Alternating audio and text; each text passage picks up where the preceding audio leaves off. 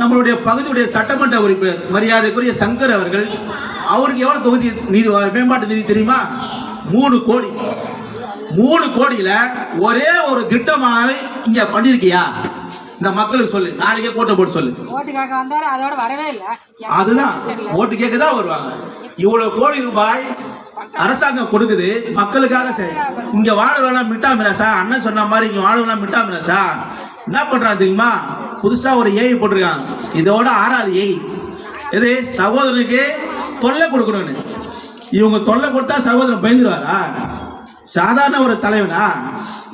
யாரோட புள்ள? இந்த அரசியல் ஆசானுடைய புள்ள, எங்களுடைய அரசியல் ஆசானுடைய புள்ள.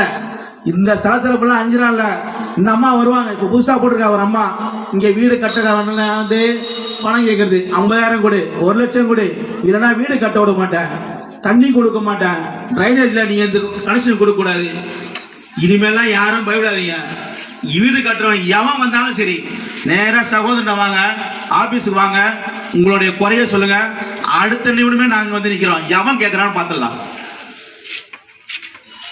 இதே தான் நடக்குது. சிண்டிகேட் போட்டு அடிக்கிறானுங்க.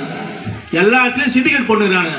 ஒரு அதிகாரியை நீங்க உங்க அதிகாரியை எடுத்து வந்து போட்டுட்டு இவ்வளவு வேலை பார்க்குறாங்க. மக்களை வந்து ஏழ்மை மக்களை எல்லாம் கடன் வாங்கி தானே பண்ணுவாங்க. எல்லாம் வச்சு நான் பண்றாங்க சொல்லுங்க. எல்லாம் கடனை உடனே வாங்கி இந்த வீடு கட்டுறாங்க. வீடு கட்டுறவங்க கிட்ட வந்து 50,000 கூட 1 லட்சம் கூட மேட்டான். சமீபத்தில் கூட இந்த அம்மா கேட்டிருக்காங்க. கேட்டதுல எங்க கிட்ட ஆதாரம் இருக்கு, ஆதாரத்தோட தான் பேசுறேன், நீ கேஸ் கூட போடலாம், ஆதாரம் இருக்கு. நீ யார்கிட்ட வந்து யாரை வச்சு பணம் வாங்கினீங்க எல்லாம் எங்க கிட்ட ஆதாரம் இருக்கு, ரெக்கார்டு இருக்கு. அதனால இந்த வேலைலாம் இங்க வச்சு கூட 7வது வார்டுல வீடு கட்டுறவங்கிட்ட தொல்லை கொடுத்து பணம் பறிக்கிற வேலைலாம் இங்க வேணாம். இதோட நிப்பாட்டிங்க. ஆட்சி சக்கரன்றது இன்னும் உங்ககிட்டயே சுத்தி நினைக்காத. இன்னும் 8 மாசத்துல 8 அமாவாசை தான் இருக்கு. அந்த அமாவாசை முடிஞ்ச உடனே உங்க கதை முடிஞ்சிடும். நான் வச்சு அதிகாரிகளாம் சொல்றேன் நான். ஏன்னா இங்க ஒட்டு கேட்டு இருப்பாங்க, யாருன்னா ஆளை வச்சு கேட்டு இருப்பாங்க. தெரிவிட்டு தான் சொல்றேன். கேட்டு போய் நல்லா சொல்லிட்டு யார் பேசுதுன்னு வரட்டும்.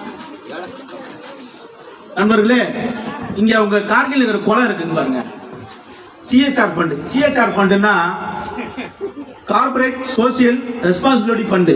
அதாவது கார்பரேட் சமூக பொறுப்பு நிறுவனங்களுக்காக நிறுவப்பட்ட ஒதுக்கீடு நிறுவனம் வந்து லாபத்தில் இயங்குற. உண்மையா சொல்ல போனா, எளிமையா சொல்ல போனா, லாபத்தில் இயங்குற கம்பெனி இருக்கு பாருங்க, சிபிசிஎல், இதெல்லாம் இந்த நகரை சுற்றி இருக்கிற கம்பெனிலாம் வந்து லாபத்தில் இயங்குற கம்பெனி தான். அந்த லாபத்தில் இயங்குற கம்பெனியில் 2% மக்களுக்காக செலவு பண்ணும். இது யாரு பண்றது?